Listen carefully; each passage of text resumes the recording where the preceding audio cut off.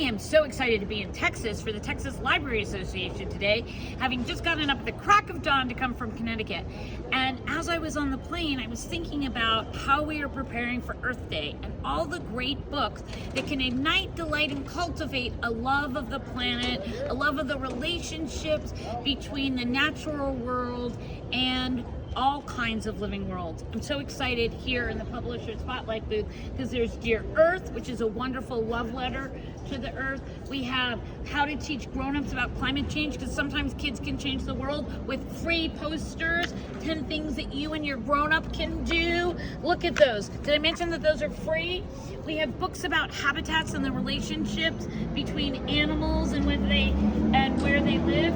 And I love these graduated pages, although we're now going to call them step pages, I've just decided, because they're super, super cool. We have the Ocean Gardener. We have my friend and somebody who's on one of my panels here at TLA, the Galapagos Islands, the world's living laboratory, when you have a scientist who writes about the living world. We have Willow and the Bunny, because sometimes you just need a really terrific story that makes you feel good.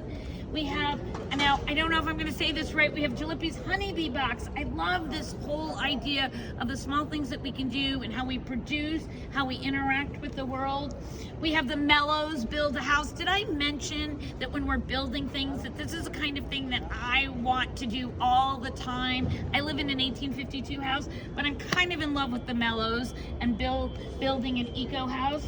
We have the fourth coming from the very fabulous writer of Snowflake Bentley, Jacqueline Brings Garden. We have Farmer Eva's Green Garden Life. I can't wait for this. It's going to be bound and hardcover coming out later this fall.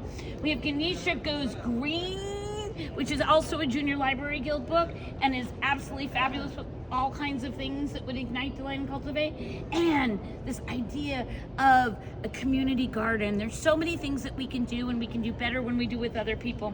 And not only that, we have some books they're giving away for free in the Publisher Spotlight booth, including It's Up to Us, Building the Brightest Future for Nature's People on the Planet, by the one and only Christopher Lloyd. Yes, the Christopher Lloyd that knows more facts and should be on every version of Jeopardy! And it has a foreword by the former Prince of Wales, who I believe now has a new title, so it could be possible that this is a collector's item. And I think they have piles of How to Teach Grown-ups About Climate Change. So here's the deal. You have literally 6 days to figure out how you can do something small as an educator, a librarian, a parent, a child, in order to think about how you are going to make a contribution to make the world a better place by igniting, delighting, and cultivating the world as it should be, a place for living items to live freely, happily, sustainably, and with each other.